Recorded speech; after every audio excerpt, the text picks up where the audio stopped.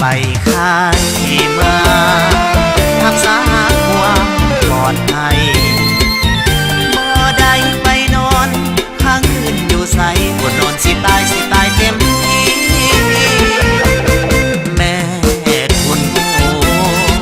บ่ได้เมามัวอย่างนี้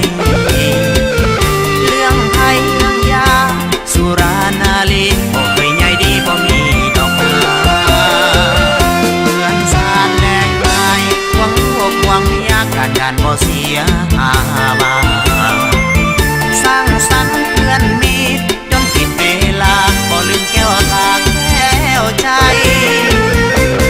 ฟังอายนะ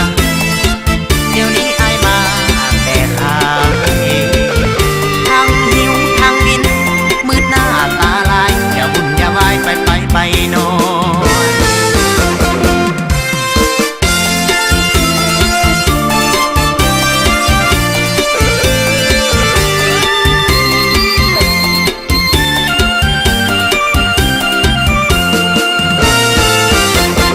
ไปค่ายมารักษาความปลอดภัยบ่ได้ไปนอนค้างคืนอยู่ใสปวดนอนสิตายเต็มที่แม่ทุนโง่บ่ได้เมามัวอย่างนี้